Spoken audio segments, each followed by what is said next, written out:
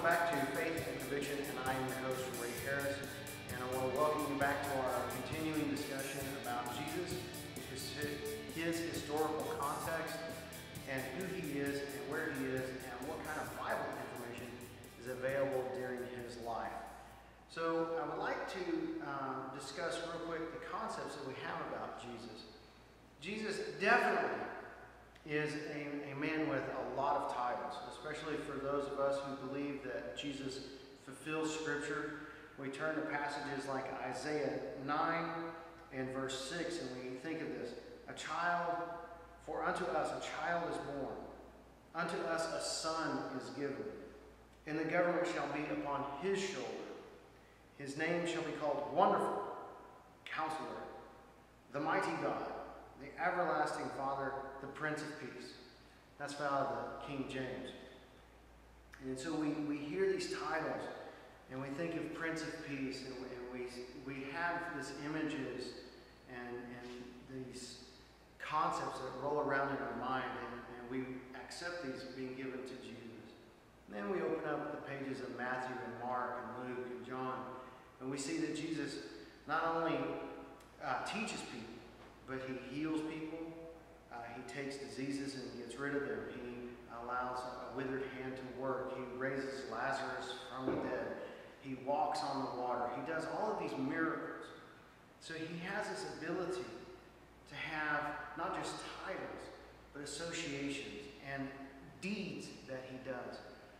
But as I've been studying and as I've been walking my own journey, something that was of interest to me is this little term called rabbi. And we know what a rabbi is, and it's usually a Jew who has studied his scriptures very well. He can reason out of them. Now, the question is even though we accept that Jesus is the Messiah, and I'm not taking away his messiahship, I'm not taking away his power, his majesty, being the Prince of Peace, having all his glory, but do we think of him as rabbi? Now, what does a rabbi do? Well, a rabbi is always concerned about what God has revealed. So I want to establish, first of all, I guess in this video segment, that Jesus is a rabbi, and he has this wonderful ability to teach from the Scriptures and what the Scriptures are. So I want to look at just two passages in the King James. We have here Matthew 26 and verse 25. And what we're going to find out is that when we turn over there, we're going to find out that Judas is talking to Jesus. Matthew 26, verse 25, it says, Then Judas, which betrayed him, answered and said, Master, is it I? He said unto him, Thou hast said. Then, of course, this is King James again. But he said, Master. Now, what sits behind this is this little Greek word, Rabbi. Now, we don't call it Rabbi, but if you pronounce it more like the Greek, it definitely is Rabbi. So, what does that mean? Well, we translate it by the King James and we call it Master.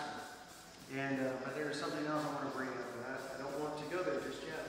Because I want to show you that when you're reading the King James, the word rabbi is found approximately 15 times in the text. But it's not always translated master, and it's not always shown to you as rabbi. So take a look at John chapter 1 and verse 38. And what we have over there is John telling us something, at least in the King James. Verse 38 says, Then Jesus turned and saw them following, and saith unto them, What seek you? They said unto him, Rabbi. And then right in line in the text that is to being said or interpreted, Master. But you have the word rabbi in the text, and you have the word master in the text. Now, I've told you that I really like going back to the Greek and learning some things. And I've talked about source texting and the power of it. What I want to show you in our next segment is the power of seeing the Greek and what it means. We're going to go back to our Apostolic Bible Polyglot. We're going to talk about this word rabbi a little bit, this word master, and see a little bit more about Jesus and his characteristics. I hope you've enjoyed this current segment as we look into Torah and its validity for our New Testament, and looking at the historical context of Jesus and what all the things is that he did. In the meantime, continue to seek God, know Messiah, find hope.